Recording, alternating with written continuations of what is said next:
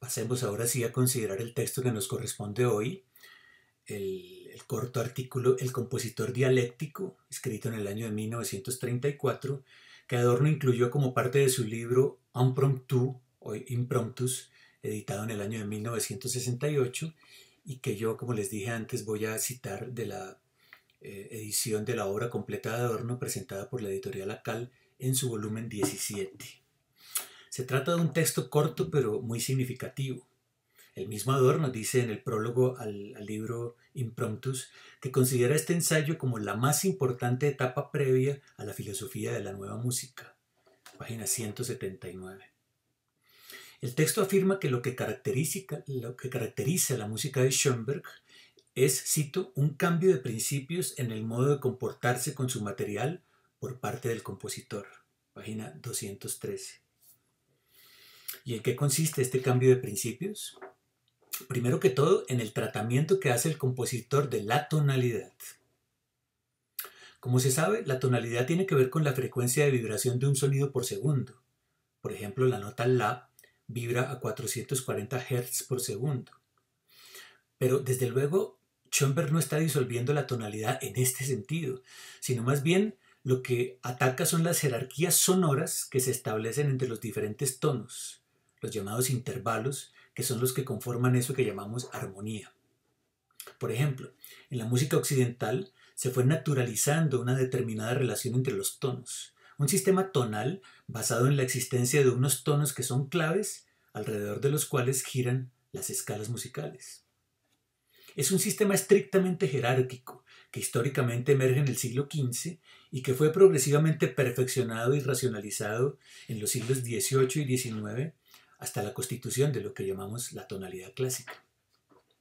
Las 7 notas o intervalos de la escala adquieren entonces una relación predeterminada entre ellas sobre la base de la tónica o clave, principio organizador de todas las frases y progresiones musicales.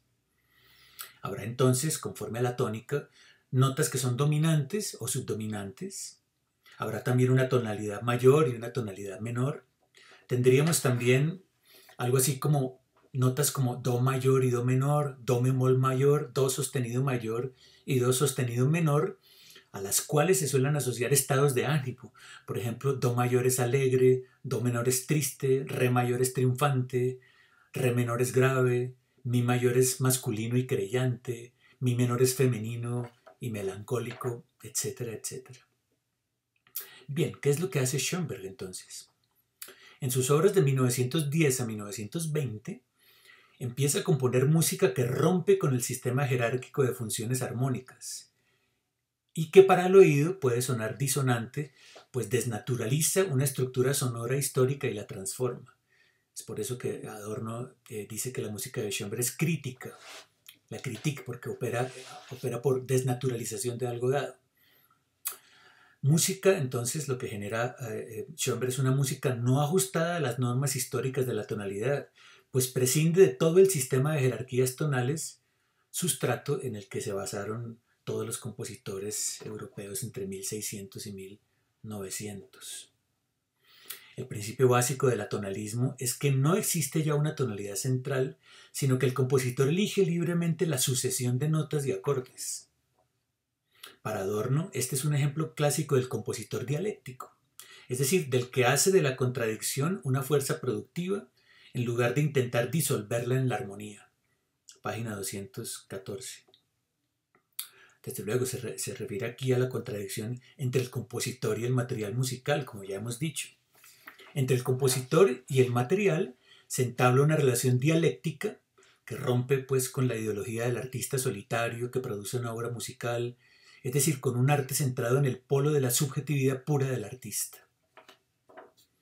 En Schoenberg, en cambio, hay una tensión entre sujeto y objeto, ambos engendrados recíprocamente en un momento de la historia de la música. Página 215. Schoenberg encarna la tensión dialéctica entre los medios técnicos y las necesidades expresivas del compositor. Estas últimas encerradas ya en el material musical, como dije, no es algo que el compositor se inventa puramente. Este material es objetivo, en el sentido de que trasciende la subjetividad del compositor y encarna soluciones históricas anteriormente objetivadas por otros compositores del pasado. Es entonces en esta relación dialéctica entre el compositor, sujeto, y el material musical, objeto, que se produce el progreso en el arte y no en las obras individuales. Progreso en el arte significa,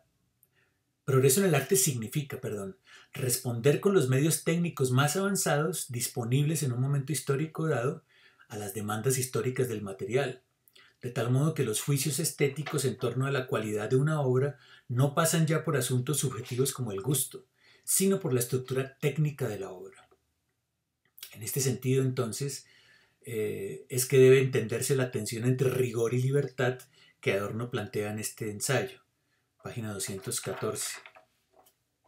Que el compositor proceda libremente no significa que toda su actividad creadora dependa de sí mismo, de sus facultades subjetivas, de su genio, de sus experiencias personales o incluso de sus compromisos políticos.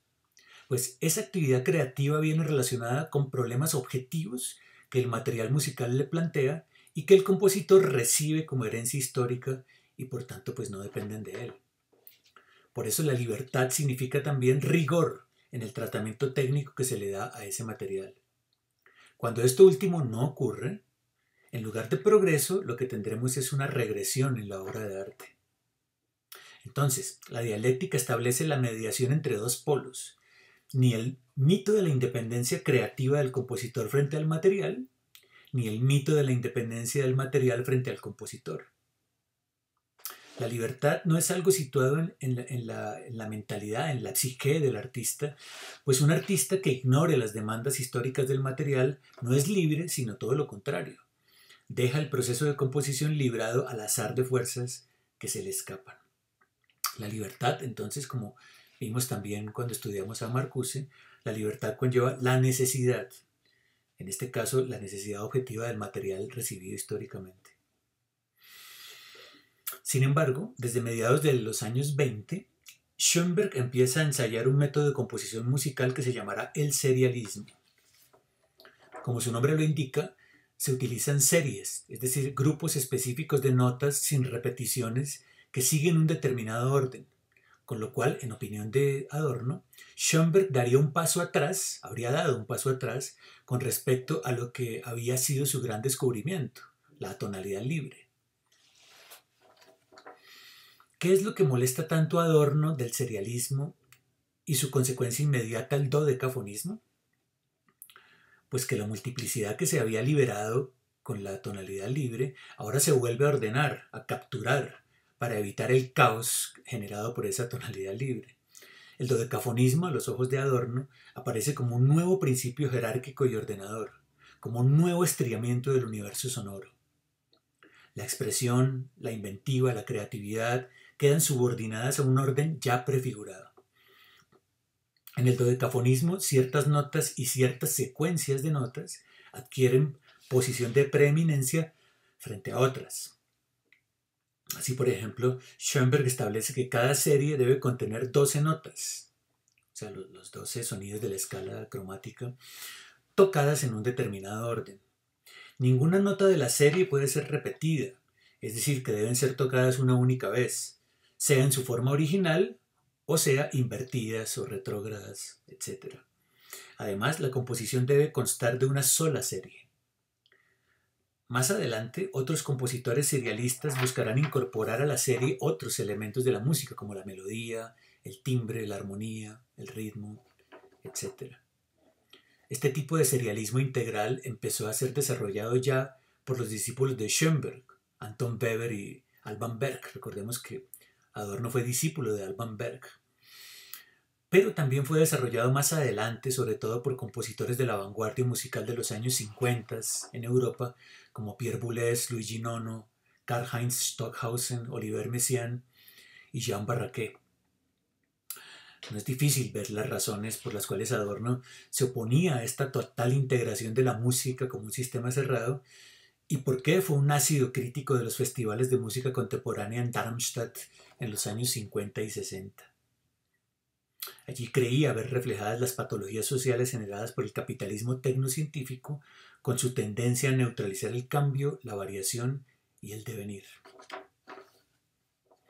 Con todo, debemos recordar que en sus propias composiciones Adorno hizo uso de la serie, aunque sin apelar a una codificación tan rígida como la propuesta por Schoenberg, es decir, sin abandonar el principio de la tonalidad libre, al que se sintió ligado durante toda su vida. Pues lo cierto es que semejante codificación a los ojos de Adorno era un síntoma de la sociedad totalitaria inaugurada por el fascismo, como vimos ya en un video anterior.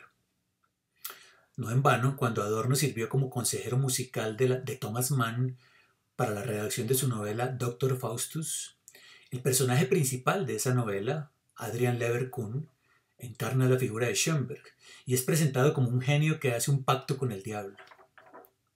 El fascismo aparece aquí en relación con el desarrollo del dodecafonismo, imagen que desde luego fue rechazada con disgusto por el propio Schoenberg, quien era judío y también sufrió pues, la persecución de los nazis. Esta última anotación nos lleva a una breve consideración del modo en que Adorno establece la relación entre el desarrollo de la música clásica europea y el desarrollo de la sociedad capitalista, y quiero finalizar con esta reflexión. La música para Adorno tiene una dimensión ideológica, es decir, cumple una función ideológica en la sociedad. Pero no nos referimos en este caso al funcionamiento de la música en la industria cultural, como vimos en otro video, sino a la función ideológica que cumplen las técnicas del tratamiento del material musical por parte del compositor. Así, por ejemplo, la tonalidad clásica, que gobernó la composición musical durante varios siglos en Europa, entre los siglos XVI y XX, y que fue perfeccionada por Beethoven, cumplía una función ideológica que acompañó la emergencia y consolidación de la burguesía. Función ideológica en el sentido de que ofrecía una falsa imagen de reconciliación en medio de una sociedad marcada por los conflictos desatados por la implantación del sistema capitalista. La tonalidad clásica, que ordena el universo sonoro conforme a un principio jerárquico y armónico, como dijimos, y que encuentra en la sonata su expresión más lograda, constituye la ilusión de un mundo que no existe en la vida cotidiana. En general, el arte burgués opera del mismo modo que la teoría burguesa, a la que Horkheimer denominará teoría tradicional. Oculta su lugar en el mundo de las relaciones de producción bajo el manto ideológico de la autonomía. El arte se piensa como independiente de la sociedad, el arte por el arte, lo cual es una ilusión. La institución arte funge entonces como el espejo ideológico del artista burgués. El artista niega su estatuto como artesano en la división social del trabajo y concibe su labor como pura e ideal. Desconocimiento, pues, de la dimensión laboral del arte, es decir, de su dimensión social. Es esto lo que refleja precisamente la estética de Kant, quien se encarga de legitimar filosóficamente esta separación del arte de la vida cotidiana donde reina la contradicción, dirá Adorno.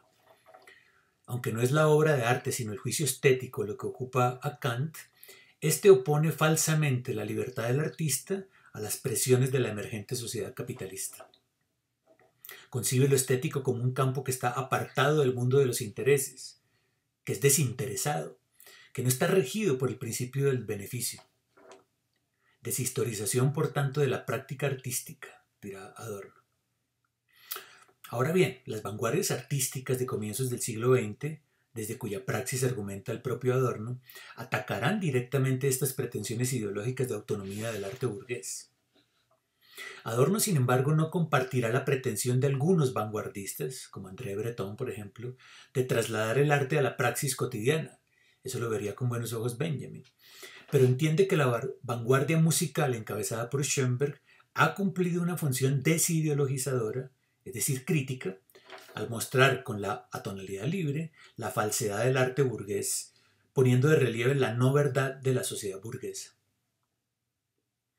Entonces, este será una idea fundamental que caracterizará la filosofía musical de Adorno y que le emparentará con la crítica a la ideología que llevarán adelante otros miembros de la Escuela de Frankfurt.